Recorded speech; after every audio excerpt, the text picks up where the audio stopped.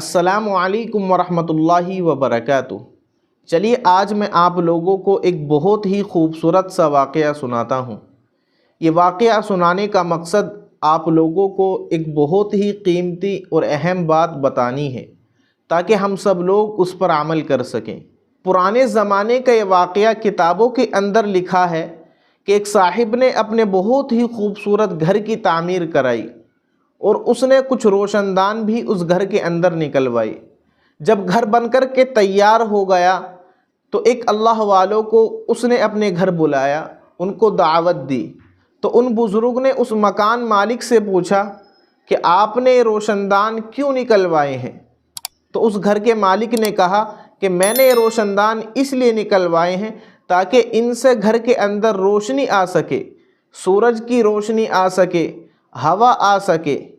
तो उन बुज़ुर्ग ने बड़ी अच्छी बात कही जो मैं आप लोगों को असल में बताने वाला हूँ। उन बुज़ुर्ग ने कहा कि अगर आप यही रोशनदान इस नीयत से बनाते कि इनके ज़रिए से घर के अंदर अज़ान की आवाज़ आएगी तो यही रोशनदान आपके लिए अजर व सवाब का ज़रिया बन जाते। हालांकि हवा फिर भी आती, सूरज की रोशनी फिर भी आती, लेकिन नीयत अगर आपकी ये होती कि इनके ज़रिए से घर के अंदर अज़ान की आवाज़ आएगी तो अल्लाह रब्बुल इज़्ज़त आपको इस पर भी अजर व सवाब अता फरमा देते। लेकिन चूँकि अब आपने इनको बनाया है इसलिए ताकि इनके ज़रिए से सूरज की रोशनी आ सके, हवा आ सके, तो अब आपको कोई सवाब नहीं मिलेगा, आप अजर व सवाब से महरूम रहोगे। दोस्तों, वाक़या सुनाने का मकसद मेरा ये है कि अगर हमारी नीयत थोड़ी सी चेंज हो जाए, काम तो वही होगा लेकिन नीयत की चेंज हो जाने की वजह से, नीयत के बदल जाने की वजह से वही काम हमारे लिए इबादत बन जाएगा।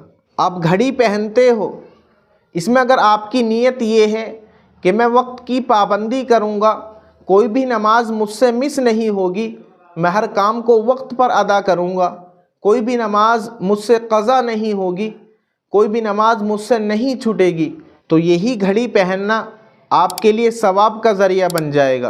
आप घड़ी फिर भी पहनोगे, आपका हाथ भी अच्छा लगेगा, आपका शौक़ भी पूरा होगा। आप रात में सोते हो इस नियत से कि मैं सुबह को उठूँगा और फ़जर की नमाज जमात के साथ अदा करूँगा, तो यही सोना आपके लिए इबादत बन जाएगा।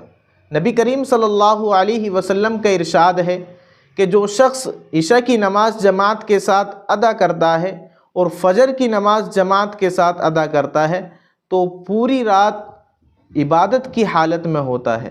आप पानी पीते हो और सुन्नत तरीक़े से पीते हो, नीयत ये है कि इससे मेरी प्यास बुझेगी और मैं अल्लाह का शुक्र अदा करूँगा, तो इस पर भी अल्लाह रब्बुल इज़्ज़त आपको अजर व सवाब अता फ़रमाएंगे। यहाँ तक कि अगर आप बैतुल खला जाते हो, टॉयलेट जाते हो और टॉयलेट में जाने की दुआ पढ़ते हो और टॉयलेट से बाहर आने की दुआ पढ़ते हो, तो यकीन रखो अल्लाह रब्बुल इज़्ज़त इस पर भी आपको अजर व सवाब अता फ़रमाते हैं, क्योंकि हमने यहाँ पर रसूलुल्लाह सल्लल्लाहु अलैहि वसल्लम से मनक़ूल दुआओं का एहतमाम किया।